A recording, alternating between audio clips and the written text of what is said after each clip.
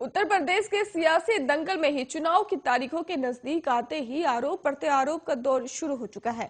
Samajwadi party ने ही UP के चुनाव के लिए उम्मीदवारों की लिस्ट जारी कर दी है और अब उस पर ही यूपी के मुख्यमंत्री आपको बता दें कि योगी आदित्यनाथ ने ही कटाक्ष किया है और सीएम योगी ने कहा है कि पेशेवर अपराधी और माफियाओं को सत्ता में लाकर ही सत्ता को शोषण का प्रतीक बनाना यही इनका सामाजिक न्याय है।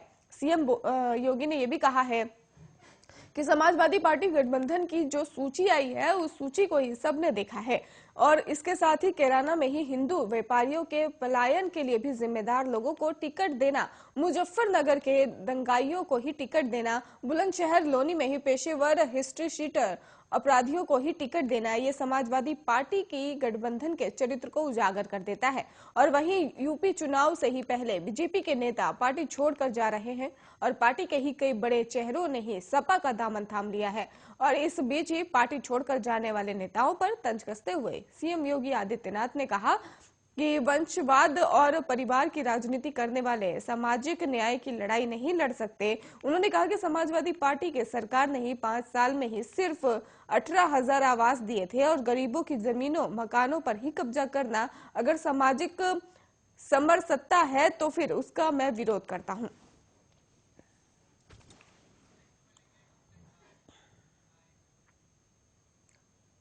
गोरखपुर में सीएम योगी आदित्यनाथ ने ही मकर संक्रांति के दिन ही BRD medical college covid ward का ही निरीक्षण किया और इस दौरान ही उन्होंने प्रधानमंत्री नरेंद्र मोदी और संसदीय बोर्ड और राष्ट्रीय अध्यक्ष जेपी नड्डा का गोरखपुर से ही टिकट देने का धन्यवाद किया।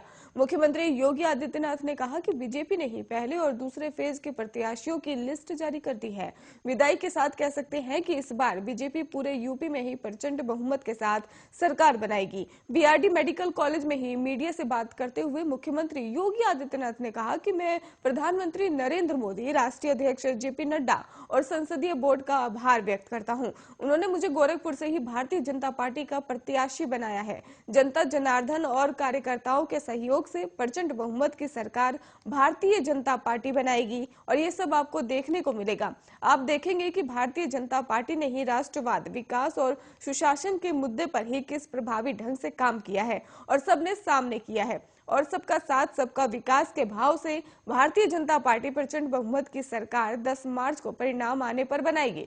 और बीआरडी मेडिकल कॉलेज का निरीक्षण करने के बाद उन्होंने कहा कि मैंने मेडिकल कॉलेज के ही आरडीपीसीआर लैब का निरीक्षण किया है। प्रतिदिन 10,000 लोगों के जांच करने की क्षमता है। उन्होंने कहा कि मुझे विश्वास है कि प्रदेशवासी हेल्थ वर्कर्स और कोरोना वॉरियर्स के सहयोग से ही भारत सरकार के मार्गदर्शन में ही थर्ड वेव को पूरी तरह से नियंत्रित करने में सफलता प्राप्त होगी। प्रदेश के अंदर जीवन और जीविका को बचाने का जो एक महत्वपूर्ण अद्भुत संगम देखने को मिला है उसमें सफलता मिलेगी।